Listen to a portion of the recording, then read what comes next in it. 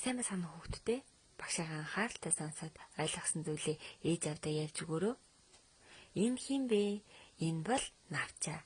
Навчаа найз нь ямар сэтгэл хөдлөл гаргасан байна? Бүгдээрээ хамтдаа ярилццгаая. Эхний зураг нь ямар харагдаж байна хүүхдүүдээ? Хууртай, хоёр дахь зураг нь их зантай, хямсгарууд, гурав дахь нь шоолсон, дөрөв дахь нь гайхсан, тав дахь нь гонигл, зургаа дахь нь харин инээсэн жаргалтай байна. Навчаа найз нь хичээлээ үзэхдээ 6 дахь зураг шиг үргэлж инээмсэглэж аз жаргалтай байдаг байх нэ. Харин энэ бол Бат. Бат найз ямар сэтгэлийн хөдөлгөөн гаргасан байна? Энэ бүгдийг ээж автаагаа сайдар ярилцаад ээж авдаа нэрлэж өгөөрөө хүүхдүүдээ. Харин багш танарт 8 дахь зураг ямар харагдаж байгааг хэлж өгье.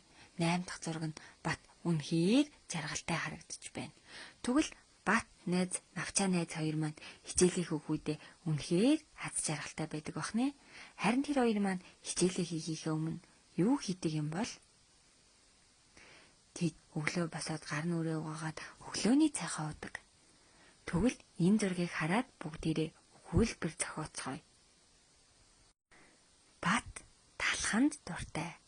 Бат өглөөний цайндаа зайц шарж иджээ.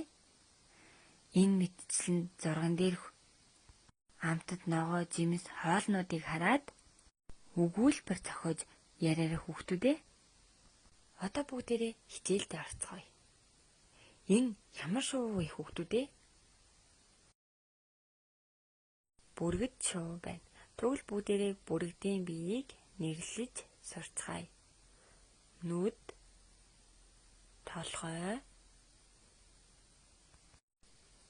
далавч, өд, сүүл, сарвуу, их бие, дэгээ хэлбэртэй хушуунаас бүртгэнэ. Тэгвэл бүргэд хэрхэн бий болдог юм болоо? Хаанаас бий болсон юм бол?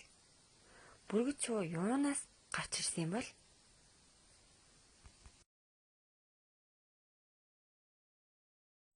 Бүргэд маань өндөгнөөс гардаг байх нэ.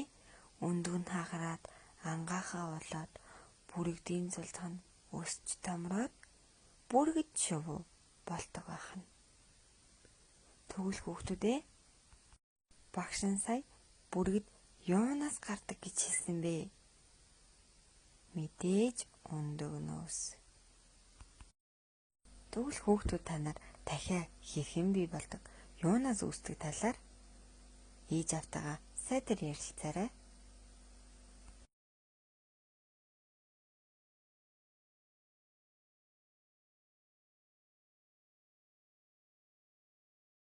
Багшаагаа анхааралтай сонсож хичээлдээ идэвхтэй оролцсон хүүхдүүдтэй баярлалаа.